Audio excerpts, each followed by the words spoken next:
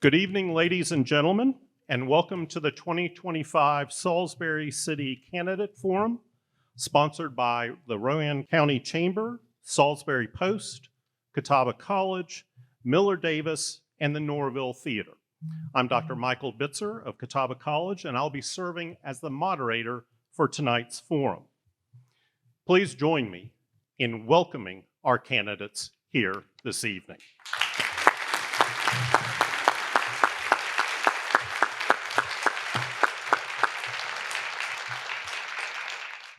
We'll begin tonight's forum with each candidate having 1 minute to make an opening statement.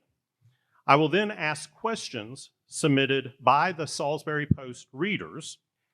We'll begin first with Mr. Black to give us his opening comments. The floor is yours. Thank you. Good evening, everyone. First and foremost, I want to thank our moderator and our sponsors for hosting this event. It's a pleasure to be on this stage tonight to kind of give you a little bit of background or my spiel for why I'm running for city council. Again, I want to thank the community for showing up. I am Jamel A. Black, and I am a candidate for Salisbury City Council. Reason why I'm running for Salisbury City Council, because I believe it is time for a fresh voice and a fresh vision. Thank you. Good evening, Chamber, community, friends, and family. Thanks for giving me yet another chance to tell you more about me and another chance to earn your vote. I am Shanika Gadsden Harris, married to my amazing husband who's in the audience, who just beat cancer. We live in the heart of Salisbury, walking distance from all the great spots like Salisbury High, where all of our children graduated from, also Coco Java and Juice Life, where we get to sip on great things like the Carolina Coastal and things of that such at Bell Tower. We stay right up the street from everything like that. I'm running for Salisbury City Council because the leadership should be visible, safety should be community-based, and housing should be within reach for everyone. These aren't separate goals. They're deeply connected. A safe city is one where people have a place to live. A strong community is built through trust and transparency. I'll lead by showing up through action and listening every step of the way. I'm Susan Ware-Klutz. I grew up here in Salisbury. Went to Salisbury, Boyden, now Salisbury High School. My husband, Bill Klutz, from here. We came back here in 1975. I was a community volunteer and a mother for 14 years before I went to school after the school merger in the school system central office. I was elected to the city council. I spent 14 of those years as mayor. Then I was appointed Secretary of Cultural Resources in Raleigh. I was in Raleigh for 4 years. I've been back for 8 years, and since that time, I've continued on the board of F&M Bank, serving my 25th year. I am on the Blanche and Julian Robertson Family Foundation. I'm now the chairman. Spent 4 years as on the board of governors, Foundation for the Carolinas. I spent just 2 years ago, intercity passenger rail for Metro Mayors, and my last year on the Commission on the Future of North Carolina Elections, sponsored by Catawba and the Carter Center. Good evening. My name is Carlton Jackson, and I'm also a lifelong resident of Salisbury. Actually, my class just celebrated our 50th class reunion this past weekend. I'm a veteran of the United States Army, as well as an additional 12 years in the National Guard. I am a full-time employee with Duke Energy for 44 years now. Started my career as a design engineer and have progressed in the various roles within the engineering department. I currently manage the Piedmont and Triad region of Duke Energy's lighting organization. I've had the honor of serving on so many boards and activities here within the city, including Waterworks, Visual Arts, Rowan Helping Ministries, and currently I serve as the chairman of Rowan County Department of Social Services, DSS, and I want to continue to serve the city that I love. My name is Adrian Maldonado, and I'm proud to call Salisbury home. At 15, while attending the early college here, I successfully advocated for a $45 million school building, which showed me the power of speaking up for your community. Now at 22, I've spent the last 7 years in leadership roles across the nonprofit sector, from expanding voting rights as a national director to working directly with the White House on small business support, child care, and fair taxation. I'm the son of migrant farm workers I'm a first-generation American and college graduate, and growing up, I saw how tough it can be for families just trying to make ends meet. That is why I'm running for city council, to ensure Salisbury thrives with affordable housing, better infrastructure, stronger public safety, reliable transit, and real opportunities for our youth. I believe leaders must listen and actually show up for our community. I may be young, but I bring proven experience, fresh energy, a deep love for this city, and together I believe we can build a Salisbury that works for all of us. Thank you. My name is Harry McLaughlin. Thank you for everyone who's been able to put this together. I've completed, I'm going on my second term for completion of city and city council. You know, I started this on a journey because I have a family store, McLaughlin Grocery, located at Livingstone. And I used to hear people come in and say, you know, this is happening, that, what can be done? And I said, you know what, let me see if I can make a difference. And, you know, being in the store every day, I don't want to say every day, but a lot of times people come in and express some of the concerns that they have. And I'm able to provide that. And when I come to city council, I can address those issues in council and help get those things, the concerns solved. But prior to that, I worked with DHS, so I was a special agent there, and worked in law enforcement. So I had experience in leadership things, and just being able to see what can be done and see how this community can come together as one. And that's why I'm continuing to try to finish up what I'm started, and looking for your vote. All right, thank you. Thank you for coming tonight. I want to thank the sponsors and Dr. Bitzer for doing this for us. I would like to be judged based on what I've done while I've been on city council for the last 10 years. When I first ran, I proposed a streetscape. I proposed micro transit 8 years ago. I proposed small business loans and grants and minority businesses. We do that. I have pushed the Housing Advocacy Commission to move to protect tenants as one of their major focuses. I helped start the Police Foundation.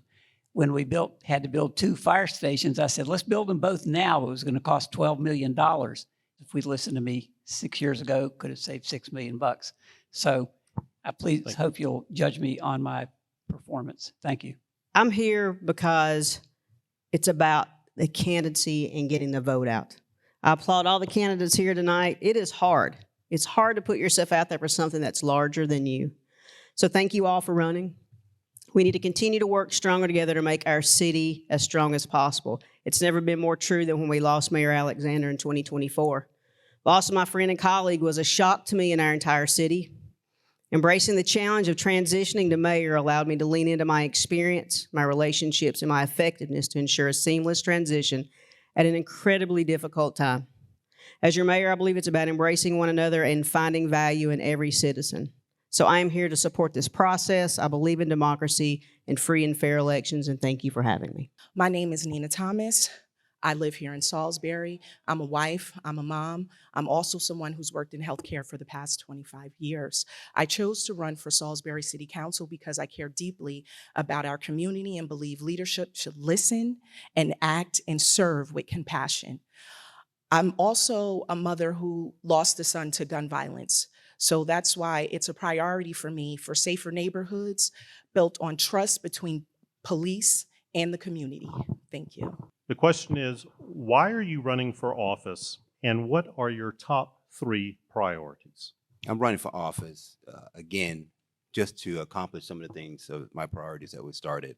You know, being able to talk to community and with the police department. We had an issue where things would happen and nobody would be brave enough to say, hey, I saw what happened. But I've been able to help bridge that with the community and with the police and help and say, look, it's okay. Also looking for the housing. You know, we have a lot of corporate entities buying up properties, which is causing housing prices to go up. We have people coming in, store crying, saying they're renting up $500. What can I do? And then small business, doing things for that, not just for, you know, small business grants that would help businesses to achieve inventory, buying inventory. Most of what city council does, I mean, 90% of what we do is land use planning and budgeting. And so land use planning drives everything else. It drives housing, it drives economic development, it drives traffic. It's the number one thing we do, and we've got a terrific planning department. And then, of course, the budget tells us what we can spend and what we can't spend. And so the decisions we make there drive what the city does. So my goals are to, of course, to manage that process. Why I'm running has been the hardest question for me to answer since 2015. But it's such a great community, and to be able to be part of that, it continues me to drive to do that, to work better for all of Salisbury. In regards to, if you could say 3 priorities, obviously you have priority projects, but as far as overall community priorities, safety, infrastructure, opportunity. Opportunity is about housing. Opportunity is about development. Opportunity is about chances for small businesses to thrive. Opportunity is about being an employer of choice. We may not be the biggest and have the biggest general fund that we can have, but we believe in investing in our employees because they are the ones who are providing all of us services, me included. And we want to make sure we continue first-class services. So being able to have opportunities through that is a big one for me. So thank you. One of my number one priorities is definitely safety. Safety is not just about responding to crime, it's about preventing it, as well as job and economics. I believe that we need to continue to support our small businesses, making sure that everybody has everything they need as far as grants to help them launch those businesses, as well as affordable housing. This means working with developers, nonprofits, and community partners to create housing, both accessible and sustainable for every family. What efforts will you take to address crime and its detrimental effects on businesses and community safety in Salisbury? Thank you for that question. My degree is in criminal justice, undergrad and graduate. Safety is huge on my list. I believe everyone deserves to stay in a safe place. One thing that I would do is to make sure that council creates a bridge between the community and policing. I also would like to use my time to touch on what I'm running on, which is visible leadership, public safety, and housing. Housing being a big thing because our communities will be safer when everyone has a place to live. One of the things that I see every day working in housing is that people call every day looking for places to stay, and they end up on a list that they end up staying on lists for years. When people don't have a list, you have things such as break-ins, you have things as people being on the streets, and neighborhoods will be unsafe. As far as public safety is concerned, we have an excellent police chief. I'm so impressed with him. I knew him when I was here before, and we've got an excellent police department. I served and was very active with Project Safe Neighborhoods when we had it here in Salisbury. And I also lobbied the state legislature when I was on the Metropolitan Mayors Coalition in Raleigh for stronger gang legislation, which we were able to get.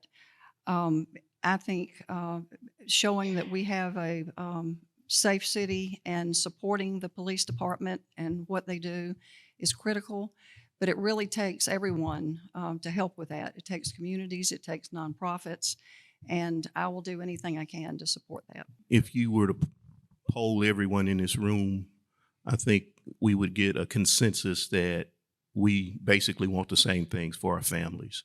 Safety being one of those top priorities. How do we do that? I think we do it through engagement, community engagement, building those relationships with law enforcement, making the city council aware of your concerns, and being willing to share information, not just with your neighbor, but with the police, with the city council, with organizations and individuals who can impact safety in the community. We all have a responsibility when it comes to safety and care for the city. Our city will only be as good as the efforts that we make individually and collectively to keep it safe. Kind of speaks for itself. That's why you're here, because you care. Well, safety isn't just about law enforcement. It's about opportunity, stability, and trust. And right now, 1 in 3 kids in Salisbury live in poverty. And so when families are struggling to meet basic needs, it puts pressure on the entire community. And that's why I believe public safety has to include stronger youth engagement and workforce development programs in partnership with our colleges and community organizations so that young people see real pathways into careers. I'll also support expanding community policing, which is already happening, but I would like to go even further, where officers aren't just responding to calls, but are consistently walking neighborhoods, attending community meetings, and building trust face to face. And finally, improving safety also means investing in our neighborhoods themselves, from street lighting to sidewalks to parks, and holding and housing coalitions, because safe, thriving neighborhoods are the foundations of a safe city. So how we address crime, we know that the police department cannot do it alone. We as a community have to step up and step in. It's a simple hello. When you see maybe that person maybe walking down the road, a hello can stop or change somebody's tone, somebody's life. So we speak to them, we have conversation. Addressing crime is no stranger to me, right? Because when something happens, I don't mind stepping in and stepping out. You know, we go have conversations to see. Yeah, the police is going to do their job. That's great. But we as a community have a job to do too. That's how we address crime. We make sure that our police officers' community engagement, we build upon that. When they do steady blues, that means riding through the neighborhood or sitting in a parked police car in that neighborhood, or coming out of the car to have those intentional conversations with our kids or our people, our community members. That's how we address crime. We can't just sit there and say it's on our police department, but it's also on us. So that's how we address crime. Thank you. What do you think can be done to address water and sewer infrastructure issues for our growing community? When you talk public safety, there are three components, in my opinion, related to that. One's police, one's fire, and one's water.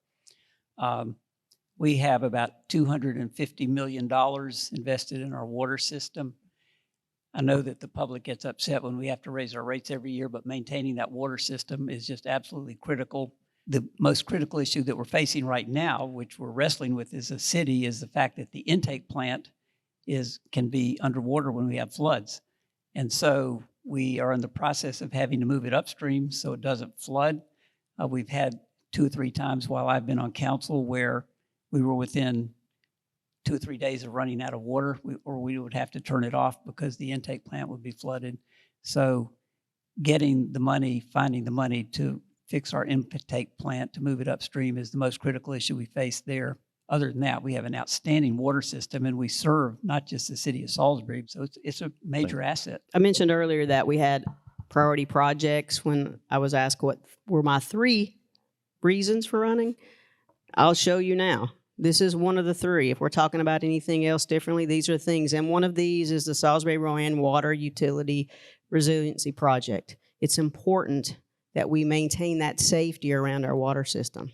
It supplies 55,000 plus people. We always work to increase our capacity. Since 2008, and I heard this in a meeting today and I wrote it down, Salisbury-Rowan Utilities have invested $175 million back into their infrastructure to ensure that we are staying ahead on projects, developments, and demand capacity. We don't want to find ourselves in the situation that some other cities have found themselves where they're out of capacity. That is why it's important that we reinvest in this infrastructure for safety, but also for development and to ensure that you never worry every time you turn on your water tap. So thank you. To be honest with you, I can't really say that I know too much about the water issue that's going on here in Salisbury, but I do know, going to city council meeting, that it is very important that we support to relocate the water pump station, to fight against flooding, which could be a serious problem. The easy thing is say raise taxes, but do we need to do that? There's ways to work with partnership with other organizations. You know, the reason why we're getting a lot of businesses here is because we do have water. It's a commodity that is important, that helps our city grow in business and financially. We have to have water, not just for business growth, but for ourselves and maintaining our health. So it's important that we look at different avenues, whether or not it's increasing taxes or whether that's working with partnerships to say, hey, look, we need to increase this capacity in order for you to come or be here, participate. You help with that cost associated with that, to help that growth, to ensure that Salisbury continues to have the water that's needed to sustain its citizens, and not only that, the businesses as well. Many employers are having a hard time filling open positions. What will you do to help attract talent to Salisbury? Well, the first thing I will do is work with our Chamber of Commerce. We've got an award-winning, wonderful leader and many people who work very hard in the Chamber for our businesses. But I think there are other things that are important too when you are trying to recruit people to come to Salisbury. And really, it covers almost everything we do on the City Council as far as public safety, fire safety, supporting our downtown, quality of life is so important. We've got an incredible arts community here. I think that's one reason I was chosen to serve in Raleigh as Secretary of Cultural Resources, is because the governor saw what an incredible job we had done here with the arts, and we're very proud of that. One of the responsibilities I have in my current role with Duke Energy is hiring of new engineers, and there is plenty of talent available, not just in the engineering world, but business in general. We have to make sure our city offers some things that are attractive beyond just job opportunity. Growth in our entertainment district. Salisbury, whether you know it or not, is one of the most productive arts communities in the state.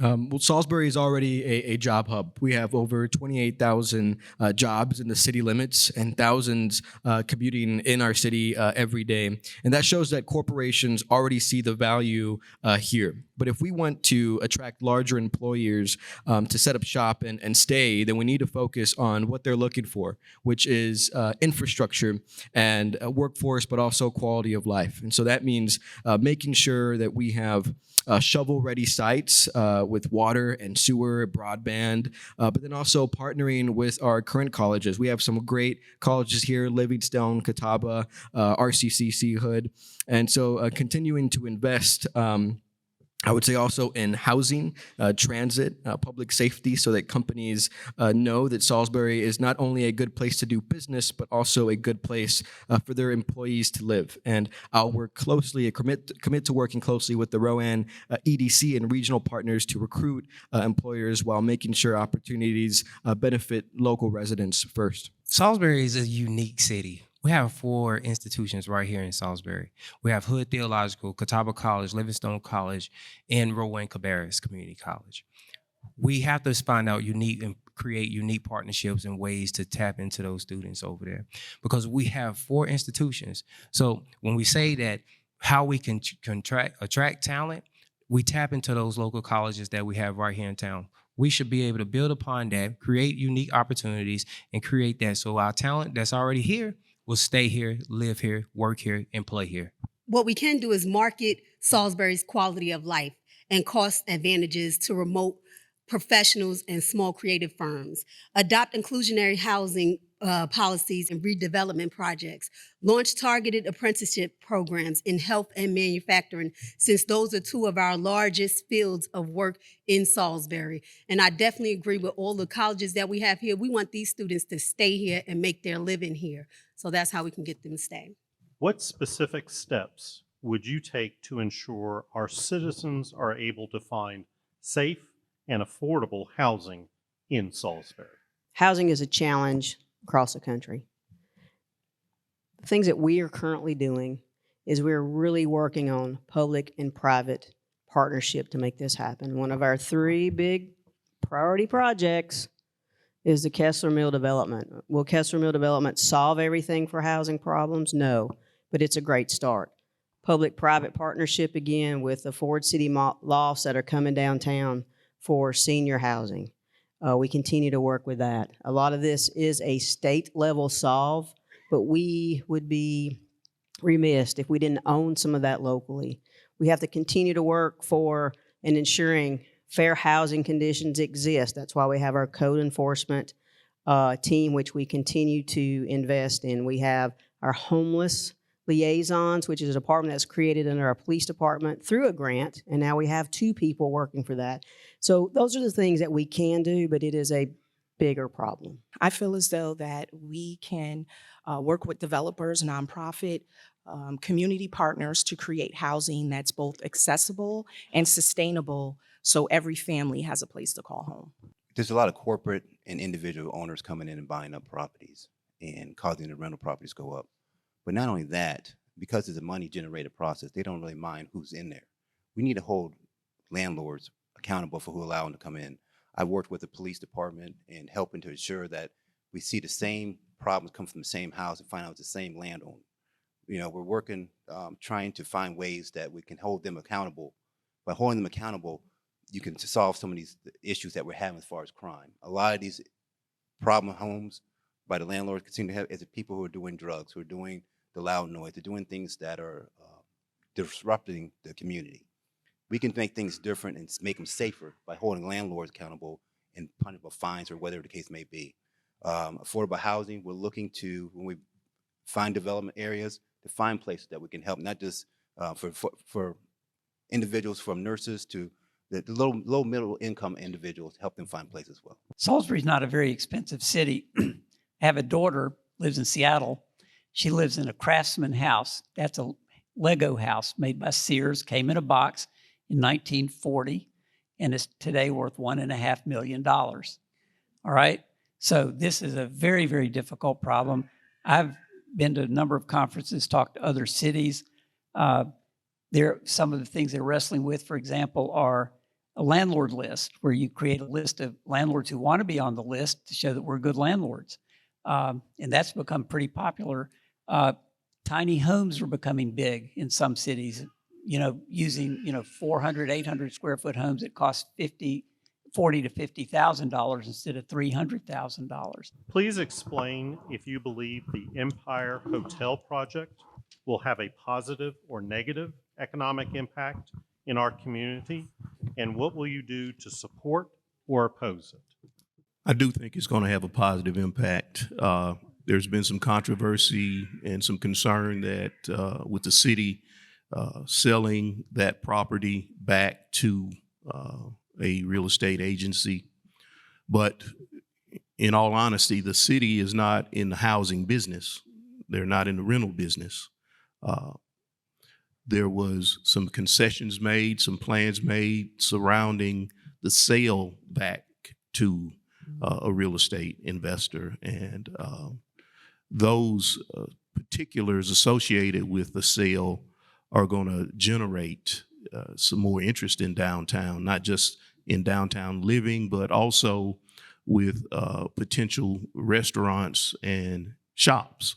So again, it was a difficult decision, but it was a necessary decision.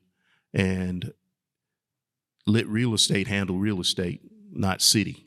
Yeah, I think anytime a historic building changes hands, it's reasonable that there is a lot of discussion around it. But I think we also need to be clear about the value it brings to our people. This is more than preserving a historic building. It is also about creating opportunity and also looking forward and considering Salisbury's future. I do agree that I think that it will bring a lot and attract a lot more people to our downtown and Main Street businesses, which I think matters the most. Do I support what's done is done? Will I find what unique ways that we can make our downtown thrive a little more? Absolutely. Do I believe we could have did something more with the Empire Hotel? Absolutely. The question prior to was talk about affordable housing, right? We get housing. Down part will be great economic boom there, but the upstairs part maybe not. We're gonna pay to $2,000 or so in rent probably for a 1-bedroom. We take a walk down our downtown. We get stuck in our downtown area and talk about how we build that economics. Economics good for downtown to thrive, but our whole community needs to thrive, right? So we just look outside of just the downtown to be able to talk about economic development, what we have, what we bring into the table. It's great, but we don't want to see talk about affordable housing, and then we get apartments downtown areas that's $2,000 for a 1-bedroom. It just doesn't make any sense for me. Will it bring money? Yes. Will it make our community look better? Yes. Downtown look better? Yes. Could we have done something more with that? Yes. That's what I believe. I spent the first 10 years trying to convince the former owner to sell to the city. She had Mrs. Ragsdale had the property since her husband left it, her father left it to her in the 40s. And she couldn't make up her mind. So for 10 years, I tried to convince her that it would be wonderful for the city to have control of.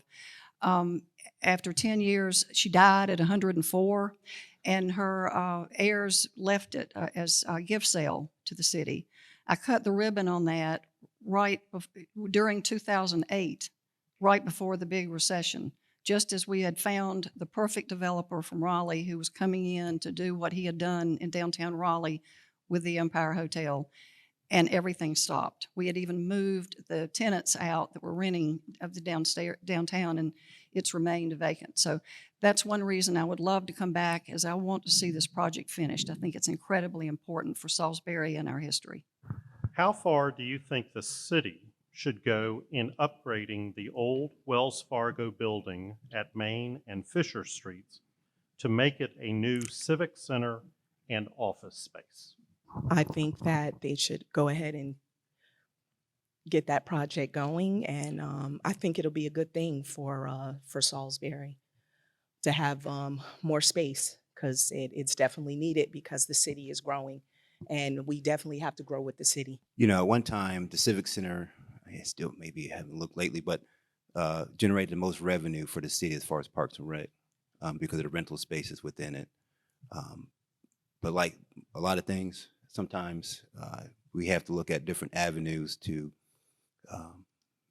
make things better and the growth. The Civic Center it's good for what it was for, but we can improve upon that. We can increase it. We can add a different type of feel to it, a different pool, activity center. We can expand that to make that park something different. When in the meantime, we can turn Wells Fargo into that thing that Civic Center was. You know, some place where people can get together, hold events, hold reunions, any type of event that they want to do. There'd be a place to go downtown. Then you can have access to the park to just make things a little bit better. I know we have to address the parking issue with that, but I think we can come with that at some point. Different avenues we're looking at right now as a city. We're not, we're going forward with that, but those are things. The Civic Center has outlived its purpose, and we need convention center of some sort. We need a place to have events, people that want to have weddings, events, and we just lack the space. This particular building happens to be in an incredibly great place because it's right beside, which attracted $13 million of private money for its development. It's location for our Parks and Rec department to be, because we are responsible now for maintaining Bell Tower Green. It provides some badly needed parking that we need in downtown. So it serves a lot of purposes. The other thing I would add is that we got a grant to buy that building. So it was not our money that was used to buy it. So we're just involved in the fix-up. And it's going to make downtown pop. It's going to be a great event center. I think if I heard you correctly, how far should we go? All the way. The previous question was about a building that sat empty for decades. So yeah, we don't need another one of those in our downtown. We need spaces for people to go. Mr. McLaughlin just said, Civic Center's booked. These are our facilities. Our Parks and Rec department is doing a great job in getting programming out there. They deserve a place to be together to make these things continue to happen in tandem with their Bell Tower Green Park. We also, again, back to the Empire. To me, it's like this big Rubik's Cube. It all falls together. The Empire is going to bring people downtown. It will be a hotel downtown. People come to hotels because they hold meetings or conventions. So it just makes sense that that's part of the next process that happens there. And we're so very fortunate, to Mr. Post's comment, we got a grant to do that, to purchase it, and we're working on more grants to keep developing. So thank you. What do you think the city should do about the aging Civic Center and Fred Evans Pool? And what about the plan for a new multi-generational pool with Rufty Holmes Senior Center? It's a great question. I think, we have people that have the ear to the community, and we've done extensive listening and hearing the folks in and around the area. I'm all for, working with our Parks and Recreation department, which does an exceptional job within the city. And I think any way that we can be responsive to the commissions that, again, have the ears to the voters and to citizens across Salisbury, and listening to the needs of folks around the area, I think the better, and the ways we can be more receptive, the better as well. I'm definitely all for the project. I think it's something that's much needed. With Fred Evan Pool, I think we can utilize Fred Evan Pool also. Why not? We talk about bringing down crime. Why not put our older generation that's more knowledgeable, that can mentor some of our younger generation together? Why not? We talk about we want things to change and bring businesses back to Salisbury, but we're afraid of crime. When we put our younger folks together and our wise folks together, why not build that camaraderie? So that project, it will be amazing to see the city of Salisbury thrive on. Fred Evan Pools, the city is growing. Let's keep them both. We can do both. The city takes on multiple projects. We talk about the Empire, we talk about the Plaza, right? But let's talk about the bathrooms that's needed at the parks, right? I think it was time for us to get our priorities together. Yes, complete projects, and then let's pick up some other projects. I know how it goes. We have to pick up more and more and more as they come. But let's work on. Let's start seeing some of these completed projects done, and then let's start taking on some of these bigger projects. We don't want it to draw out. I think it's great. Give them a great facelift and make them have a place to feel proud of. I think that the community will feel great to have a place that they can look up to, and the children will feel great going to a place that looks good and that they can bring their friends to, and other people that come to our community will feel like they're going to a place that's the best of the best, because Salisbury is a place that is awesome and deserves a place that is awesome.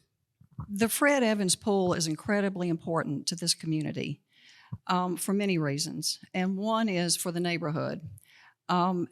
People that live in that neighborhood suffered in the 70s when urban renewal wiped it out, basically to build new buildings, and they lost homes. There are a lot of emotions connected to that pool. And I know it very well because while I was mayor, our Parks and Rec committee decided that it needed to be closed and be a splash pad. And William Peoples, who was a wonderful community advocate, called on the council to come meet at Calvary Church and hear what the neighborhood had to say about the pool closing. And it was one of the most emotional meetings I've ever attended. And we decided at that point we would keep it. It's aging, and it needs to be redone, and it might be possible that we might just build a new pool, move it across the street, and keep it and have a new pool. Anytime you talk about older facilities, any older infrastructure, you have to be concerned with the economic impact. The city doesn't have a money tree. The pool itself is very personal to me. I happen to be one of the people that was in the pool on the first day it opened all those years ago. And it was so many of us in the pool, you couldn't swim, you could only bob up and down. So I have an emotional attachment to that facility. But in city governance, you have to make decisions that have to look beyond the emotional tie and do what's in the best interest of the overall city. There are things that we can do and still maintain the name of Fred Evans, who I knew as a teacher and an assistant principal and a leader in our community. There's things that we can do. What do you think are the three greatest strengths of the city of Salisbury, and how would you support those strengths? And what are our three greatest weaknesses or threats that we need to be focusing on? Some of the strengths is that we have the city employees, our employees who do a lot of the legwork to help get things done and set up to present to city council. Then we have great boards, that sit together and decide whether it's parks, recs, or human resources, whatever the case may be, all of them. They get together, they put together what needs to be done, and then put it to council, and then council decide what needs to be done. Another strength is just the community and all. I mean, there's so many people that want to do so many. Like I said, my store is located where it is, but I get people from all over the city that come to the store and say, hey, can I help out? What can be done? Our weaknesses is just not enough money to do some of the things that people have great ideas wanted to do. And I think that, I mean, as far as three, that's the biggest thing. It's just we don't have the money and people just don't have the time. And I think we can find a way to do those things that to make the city even better. Three greatest strengths, I think our history and our arts are a great strength that attract people to the city. Our water system is great. Anytime any company wants to move to Rowan County, they say, can you supply us with water? And we have a fabulous staff. I mean, we have a strong police department, strong fire departments, the public works department. They're the unsung heroes. You've never heard of these folks, but whenever you have a problem, they're the ones that take care.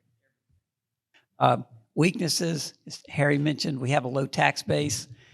Downtown has got 15-ish vacancies. We've had young men come to council say, hey, you ought to put in a vacancy tax, not let buildings just sit vacant, because that affects the whole city, the way your downtown works.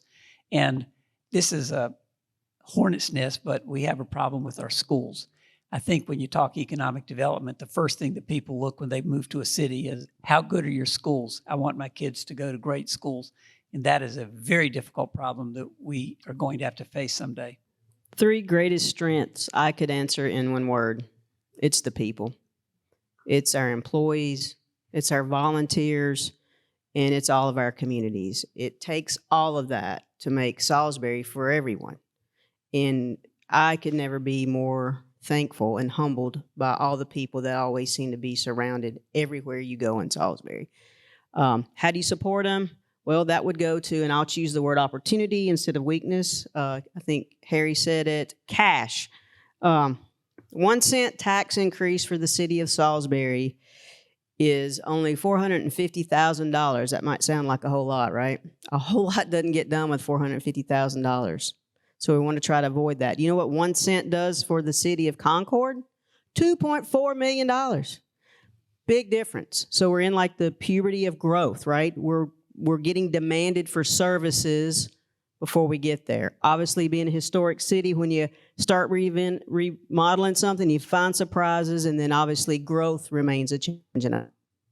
Three greatest strengths, the redevelopment that's going on in Salisbury. I would say community, the people in Salisbury are great. As far as weaknesses, I would say, the crisis with affordable housing, as well as, I would say, safety is a biggest issue. And that might only be two strengths. But I think one of the weaknesses, too, is making sure we have competitive salaries so we don't lose our some of our fire department and police to other neighboring towns. Three greatest strengths. Honestly, look around. It's community, community, and community. That's just it. Salisbury is a very unique, passionate, with purpose community. Our weaknesses. We have weaknesses. Everybody have weaknesses. I would say we need to be more transparent when we have conversations to just far as like when we talk about contracts that's out there that needs to be done, when we talk about having sidewalks down Brenner Avenue so we can really connect community to community, right? We just got to be more transparent. Is the transparency is there? I mean, most of us not showing up really at a council meeting at a 6 o'clock on the second or third Tuesday of the month, right? Well, first and third Tuesday of the month. We got to be more passionate about what we do and how we putting it into. So community, we're strong, Salisbury. And Salisbury North, we're a beautiful city. We're a growing city. Our weaknesses, we can work together to find resources. We can bring that fresh voice and them fresh visions to make sure that we bring in unique ideas, outside the box ideas. I love the growth in Salisbury. I love the rich history of Salisbury. I love the community support that we have in Salisbury. The strength, the weaknesses that we have is not answers, public safety, affordable housing, I'm always going to stick on that affordable housing because I want to know who named it affordable and who is it affordable for. They should definitely give it another name. Okay, I don't think there's any question that our strength is our people. And that's what I think makes Salisbury the most special. I think another strength of ours is city government. And frankly, the fact that city council is nonpartisan. I think you can't turn on the television now without seeing partisan fighting and sad things happen to people. And it's been very refreshing to me to walk back into city government where everyone is concentrating on one thing, and that's how do you improve the city. I think one of our strengths here is our arts and our theaters and all of the volunteers that work so hard to make it special. I have a hard time talking about weaknesses because when you're mayor, everything is positive, and you try not to talk about weaknesses. But affordable housing, I'm shocked when I look at what's happened since the pandemic, particularly. I consider myself one of the most fortunate people that has ever lived in this city because of the care of others. When I was discharged from the Army many, many years ago, I was having a difficult time finding a job. And a local business owner, and I don't think he'll mind if I call his name, Mr. Bud Mickle, made a phone call. And later that day, I had an interview for a job. That is what caring is, something that he did not have to do. We have schools here in Salisbury. We have educational opportunities. I myself graduated from Rowan Technical College is what it was called then. I received a degree in industrial management and engineering technology, which led to the career that I have. If there is a weakness at all, I think it's our inability to trust. We need to learn to trust each other and depend on each other more. I think a real asset that we have are our city employees. I think those folks do the work and the real work day in and day out, and so also making sure that these folks have comprehensive benefits and competitive benefits, and making sure that we are remaining and having a competitive edge in comparison to our neighboring cities, so that we are constantly recruiting and retaining top talent. I would also say another strength is the resiliency of our small business owners. I have a strong economic advocacy background, and so that is something that hits hard for me. And I've spoken to so many small business owners one-on-one here. And so making sure that our historic businesses like Sidewalk Deli, who have been here for decades, are able to stay on Main Street. I would also say our great coalitions that work in the city to try to drive meaningful change.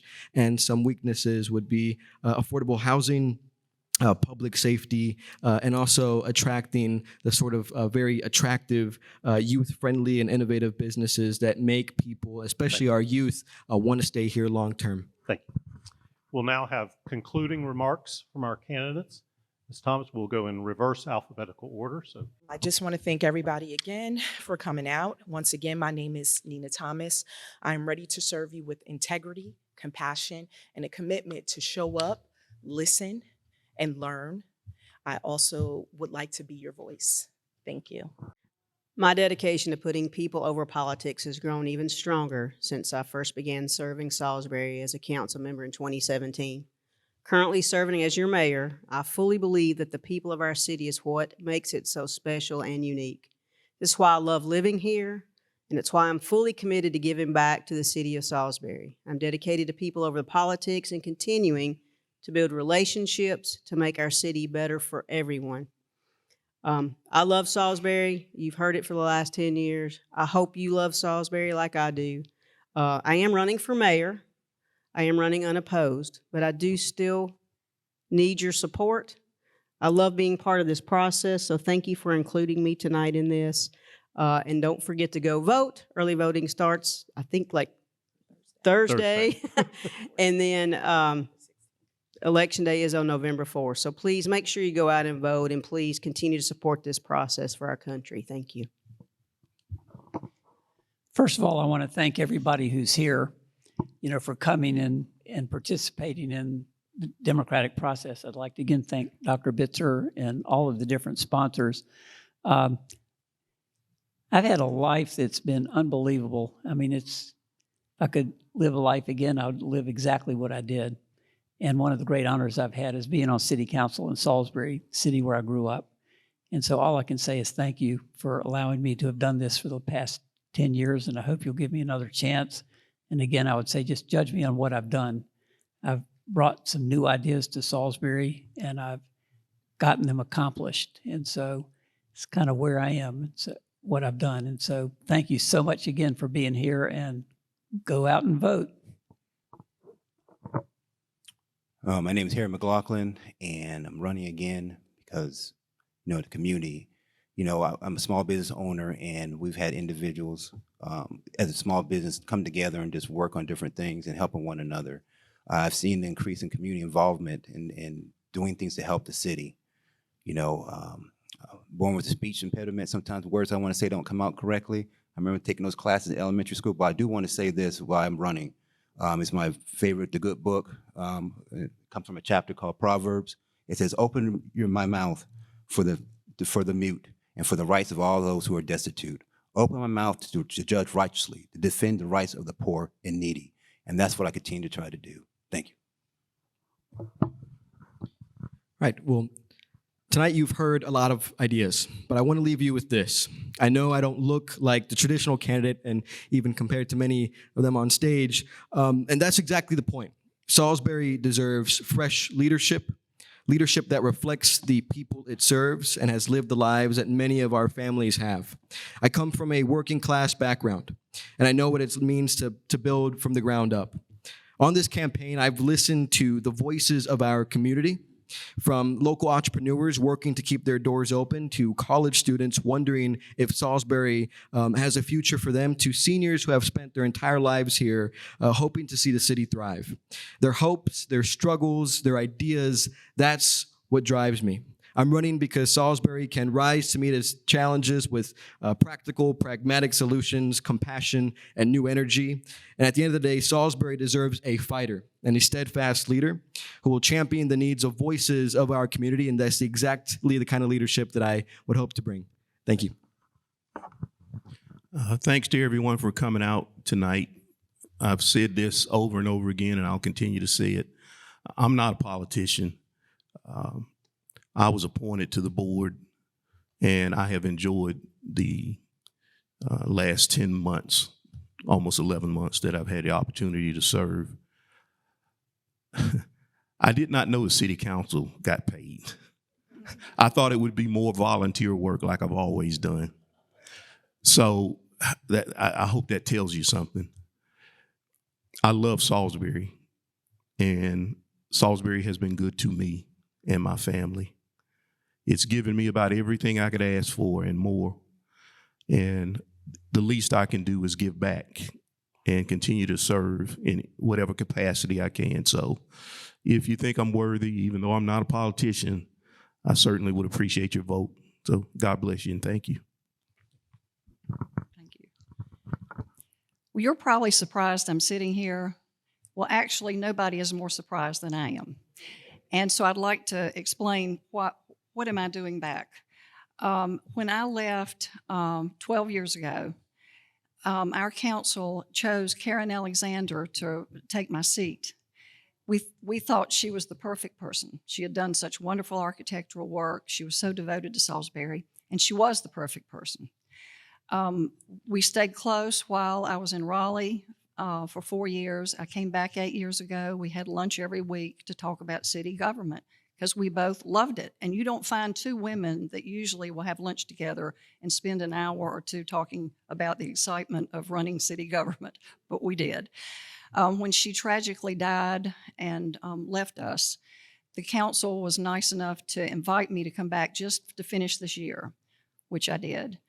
And I will have to say I was so impressed with such a wonderful council and staff, and I'm devoted to do anything I can to help. Thank you. Thank you all for being here tonight. Everyone in here shares the common goal of wanting a brighter future for the city of Salisbury. In this scary political climate that the United States is in right now, it takes a lot of courage to be into politics. However, I'm no stranger to adversities. I was born a Black woman in the South Bronx during the AIDS and crack epidemic. Tick, tick, boom. God had plans for me. I'm not super young like my friend Adrian here, but I'm not quite seasoned yet either. I'm just right and ready to continue the fight that the city needs to thrive at its best. I'm ready to work with mayor and council in all 15 city departments to ensure that our community looks, feels, and operates at its best. Me, you, us. Our city, our council. Vote Gadsden Harris for Salisbury City Council. First of all, thank you to the moderator, thank you to all our sponsors, and thank you to our community. This is what community really looks like. Just everybody on this stage. I am Jamel Black, and I am running for city council because I believe it is time for a fresh voice and a fresh vision. I believe when we take a walk down Martin Luther King Jr. Drive and we want to really talk about community fabrics, let's talk about community fabrics. I believe when we talk about economic development, let's talk about equitable economic development. I also believe when we talk about our future generations, let's be intentional and talk about future generations now. Or when we even talk about our under access or our unsheltered, let's talk about that under access. Let's really have that deep conversation. I am passionate about our community. I am passionate about my community. As a native son of Salisbury, North Carolina, I will bring in whatever needs to be brought. I'm not afraid to speak about the elephant in the room. I will be consistent, but also will be persistent. So my name is Jamel Black, and I'm running for Salisbury City Council. Thank you. Thank you for coming to this candidate forum, and we bid you all a good evening.